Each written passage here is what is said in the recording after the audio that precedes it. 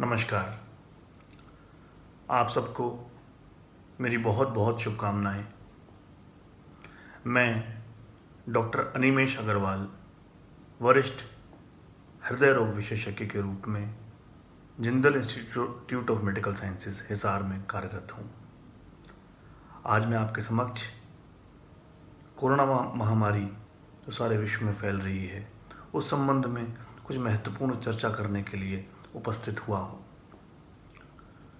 जैसा कि हमने देखा कि कोरोना वायरस सारे विश्व में एक चिंता का विषय बना हुआ है और हमारे भारत में भी इस बीमारी के मरीजों की संख्या में लगातार इजाफा हो रहा है। पिछले 2 महीने में हमने देखा किस तरह से एक राष्ट्र के रूप में, एक समाज के रूप में हमने कोरोना वायरस से लड़ने के लिए क्या क्या प्रयास किए हैं। असल में कोरोना वायरस है क्या? क्या कोई एक नया वायरस है? ये कहाँ से अचानक से प्रकट हो गया? बहुत सारी थ्योरीज दी जा रही हैं। चाइना से, वुहान से, मीट मार्केट से, चमगादड़ों से बहुत सारी थ्योरीज दी जा रही हैं। असल में कोरोना वायरस कोई नया वायरस नहीं है। ऐसा नहीं है ये हमारे प्रकृति में अचानक से कोई प्रकट होने वाला कोई नया जीवाणु हो। ये वायरस पहले से ही प्रकृति में रहा है। ये एक आरएनए वायरस है। जैसे केमिकल स्ट्रक्चर में राइबोन्यूक्लिक एसिड होता है जो कि एक आरएनए वायरस की क्लासिफिकेशन में आता है, वायरस के क्लासिफिकेशन में आता है। और ये वायरस पहले भी ह्यूमन रेस को संक्रमित करता रहा है। पहले भी इसकी वजह से बीमारियां हुई हैं। 2 इम्पॉर्टेंट बीमारियां जिनको मर्स यानी कि मिडिल ईस्टर्न रेस्पिरेटरी सिंड्रोम या फिर सिर्स सीवियर एक्यूट रेस्पिरेटरी सिंड्रोम के नाम से जाना जाता है, ये पहले भी कोरोना वायरस के द्वारा ह्यूमन रेस में होती रही हैं। और ये दोनों बीमारियां ज़्यादा घातक थीं। इनसे होने वाली मृत्यु दर आज जो हम कोरोना देख रहे हैं उससे कहीं अधिक थी। इस वायरस के साथ परेशानी क्या है कि ये एक नया रूप लेकर के सामने आया है। इसने अपनी केमिकल स्ट्रक्चर में, अपने सेलुलर स्ट्रक्चर में बदलाव कर लिया है, जिसके कारण इसकी इन्फेक्टिविटी बहुत बढ़ गई है। आदमी से आदमी में फैलने की जो एक टेंडेंसी होती है वायरस की, वो बहुत ज़्यादा बढ़ गई है। इसीलिए इतने कम समय में इतने ज़्यादा मरीज़ सारी दुनिया भर में कोरोना वायरस के दिखाई पड़ रहे हैं। इसकी इन्फेक्टिविटी, संक्रमित करने की क्षमता बहुत ज़्यादा है। इसी कारण ये एक चिंता का विषय बना हुआ है। अब इस लड़ने के उपायों के रूप में पिछले 2 महीने में हमने देखा कि मार्च की आखिरी तिमाही में सारे देश भर में एक लॉकडाउन की घोषणा की गई। इस लॉकडाउन को घोषणा करना, इसका अनुपालन करना बहुत आवश्यक था। उसके कई कारण थे। सबसे महत्वपूर्ण कारण ये था कि हमारे देश में इतनी बड़ी महामारी से लड़ने के लिए हेल्थ इंफ्रास्ट्रक्चर डेवलप करने की आवश्यकता थी। टेस्टिंग की सुविधा इस वायरस की मरीजों में, सस्पेक्ट्स में बढ़ाने की आवश्यकता थी। एक नया वायरस था, इसके बारे में जानकारी कम थी।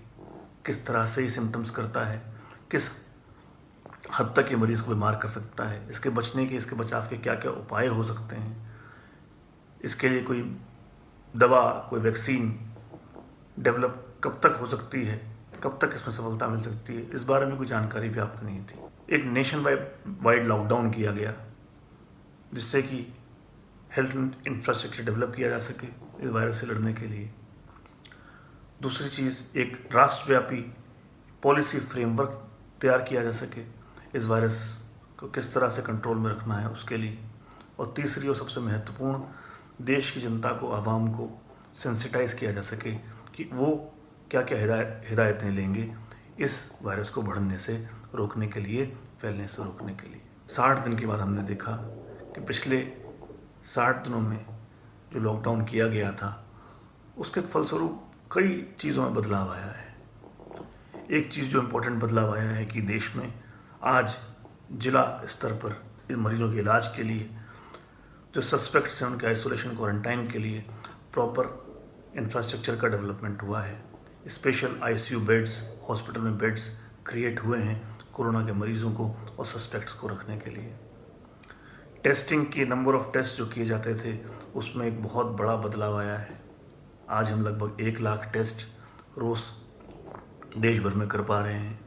तीसरी चीज़ जो इम्पोर्टेंट चीज़ है, किस तरह से कॉन्टैक्ट ट्रेसिंग की जानी है, उसमें भी एक जो सरकारी आमला होता है उसका एक क्रियान्वयन तय हुआ है, एक चेन ऑफ रिस्पॉन्सिबिलिटी तय हुई है। किस तरह से कॉन्टैक्ट ट्रेसिंग, जो सस्पेक्ट्स हैं, जो कोरोना के मरीज़ हैं, उनकी कॉन्टैक्ट ट्रेसिंग किस तरह से की जानी चाहिए। और तीसरी और सबसे महत्वपूर्ण बात जो हुई है वो हुई है कि लोगों के अंदर, देश के आम जनमानस के अंदर इस तरह की जानकारी पहुंची है कि किस तरह से एक सामाजिक स्तर पर, पारिवारिक स्तर पर और एक इंडिविजुअल स्तर पर कोरोना से बचाव किया जाए। सोशल डिस्टेंसिंग का पालन करना, नियमित रूप से जब घर से बाहर निकलने की आवश्यकता हो तो मास्क लगाकर बाहर निकलना, सैनिटाइज़र का इस्तेमाल करना, बार बार साबुन से हाथ धोना, सही तरीके से साबुन से हाथ धोना। इसके अतिरिक्त जितना हो सके घर के अंदर सुरक्षित रहना, सेफ रहना। ये एक ऐसी बातें हैं जो एक सामान्य नागरिक तक इसके बारे में जानकारी पहुंची है और अधिकांशतः लोगों ने इसका पालन भी किया है। तो पिछले 60 दिनों में जो मैसेज था वो था स्टे होम, स्टे सेफ। अब पिछले 60 दिनों के बाद जो इंफ्रास्ट्रक्चर डेवलप हुआ है, सरकार के अंदर भी एक आत्मविश्वास पैदा हुआ है कि एक राष्ट्र के तौर पर कोरोना वायरस को कंट्रोल में, हिंदुस्तान जैसे बड़े आबादी वाले देश में कंट्रोल में रखा जा सकता है। एक सामाजिक स्तर पर भी सेंसिटाइजेशन हुआ है लोगों का कि कोरोना से किस तरह से बचा के रखना है। तो अब लॉकडाउन 4 में कुछ रिलैक्सेशंस दिए गए हैं। इन रिलैक्सेशंस में कुछ उद्योगों को स्टार्ट करने की परमिशन दी गई है, ट्रेनें चलनी शुरू हो जाएंगी, हवाई सेवाएं शुरू हो जाएंगी कुछ शर्तों के साथ में। नियमित समय में घर से बाहर निकलने की आवश्यक कामों के लिए इजाज़त दी गई है। देश के विभिन्न सारे देश को ग्रीन, ऑरेंज और रेड जोन में डिवाइड किया गया है। इस समय जो मंत्र है, जैसा कि पहले जो मंत्र था वो था stay home, stay safe, stay alert. अब जो मंत्र है लॉकडाउन 4 में, कि मेरे हिसाब से वो मंत्र है step out if you need to and stay alert. एक बार ऐसा पहले भी इतिहास में हो चुका है। 1918 की बात है, अमेरिका में, स्पेशली अमेरिका के वेस्ट कोस्ट पर स्पेनिश फ्लू नाम की महामारी आई थी। उस समय भी अमेरिका में इस महामारी से लड़ने के लिए एक बड़े स्तर पर लॉकडाउन करना पड़ा था। वो लॉकडाउन कुछ महीने तक रहा, लोगों ने उसका कड़ाई से पालन भी किया। लेकिन लॉकडाउन खत्म होने के बाद लोग घरों में रहते रहते इतने तंग आ चुके थे, अनुशासन का पालन करते करते इतने परेशान हो चुके थे कि जैसे ही लॉकडाउन की घोषणा हुई, सब लोग अपने घरों से बिल्कुल एक स्वच्छंद पंछी की तरह बाहर निकल आए। सारा अनुशासन भंग कर दिया गया, किसी तरह की सोशल डिस्टेंसिंग का, किसी तरह की हिदायतों का पालन नहीं किया गया। तो वायरस ने फिर से फैलना शुरू कर दिया और एक सेकंड वेव ऑफ संक्रमण उस स्पेनिश फ्लू के वायरस के सामने आई, जिसने ज़्यादा लोगों को अपना निशाना बनाया, ज़्यादा मौतें हुई जो कि फर्स्ट वेव ऑफ इन्फेक्शन में हुई थी। तो यही बात अब हमको ध्यान रखनी चाहिए। हम कोरोना वायरस से अपनी लड़ाई के जिस मोड़ पर आज हैं उसमें हमको बहुत अलर्ट रहने की ज़रूरत है। लॉकडाउन 4 में जब कुछ रिलैक्सेशंस दिए गए हैं तो उसके बनस्बत जो इम्पोर्टेंट बातें मेरे दिमाग में आती हैं वो मैं आपसे करना चाहता हूँ। अगर आवश्यक हो तो घरों से निकलें, अपने काम के लिए निकलें, ज़रूरी चीज़ों की खरीदारी के लिए निकलें। केवल बेवजह एक सोशलाइजिंग करने के लिए, मिलने जुलने के लिए अनावश्यक रूप से घरों से बाहर निकलना लाभदायक नहीं है। जब भी घर से बाहर निकलें तो मास्क पहनकर निकलें। मास्क कपड़े का हो सकता है, सर्जिकल मास्क हो सकता है, या N95 मास्क अगर है तो वो भी हो सकता है।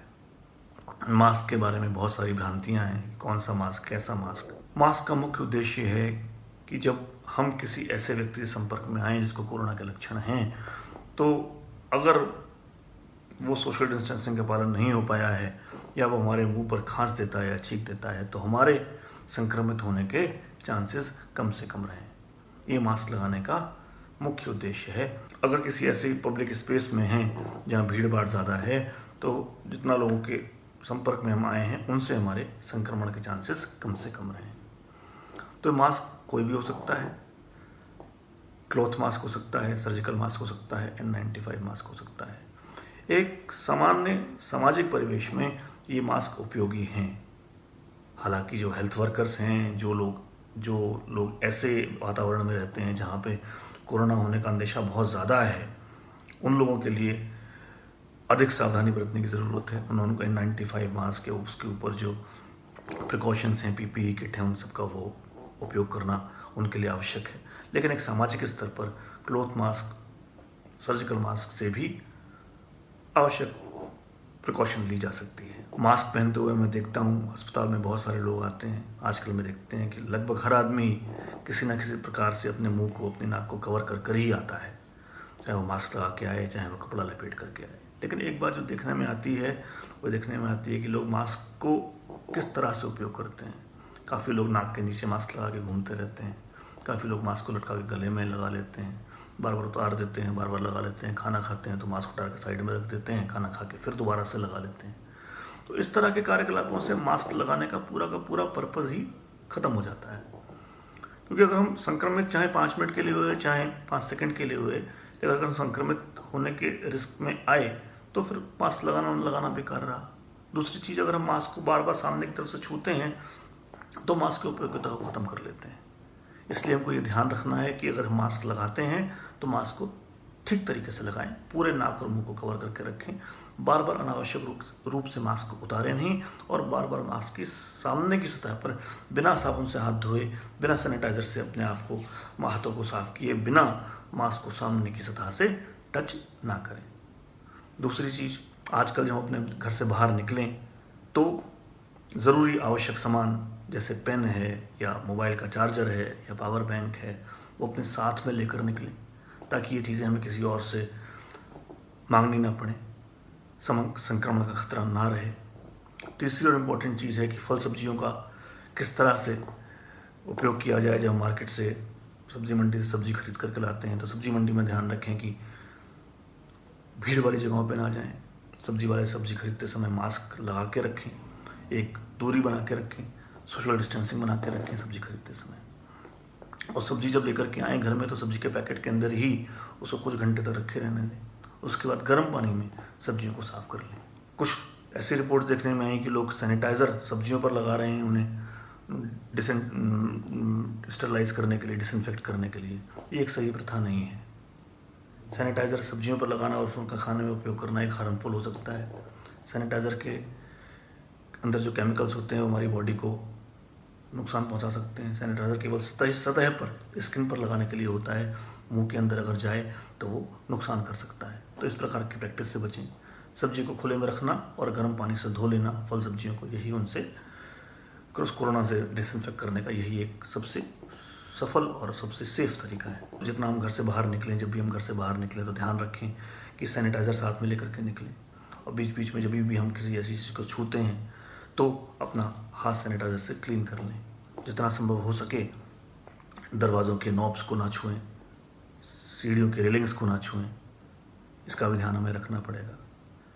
चौथी चीज़ जो हमें करनी चाहिए, जो हम करने का प्रयास कर सकते हैं, अगर हम किसी ऐसे कार्य क्षेत्र में हैं जहाँ पर हम सामान्य रूप से बहुत ज़्यादा लोगों से दिन भर में संपर्क में नहीं आते हैं, तो हमें ये करना चाहिए कि अगर संभव हो सके हम रोज़ शाम को आकर एक डायरी मेंटेन करें और उसमें नोट करें कि आज हम किन किन लोगों से मिले हैं। ये बहुत उपयोगी हो सकता है।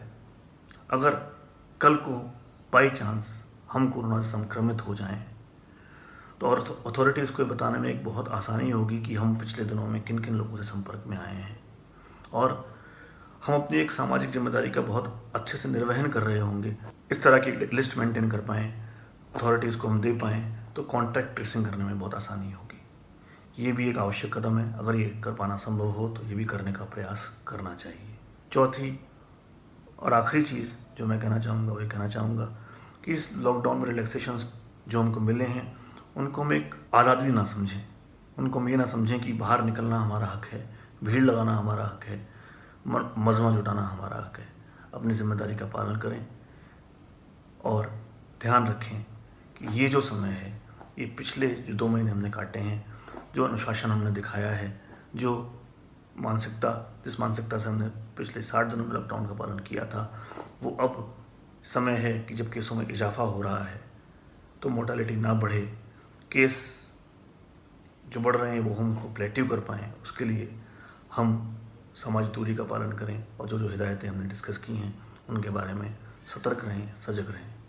मुझे पूरी उम्मीद है एक समाज के रूप में, एक राष्ट्र के रूप में हम इस महामारी से निश्चित रूप से विजय पाएंगे और इसको हराने में सफल होंगे। धन्यवाद।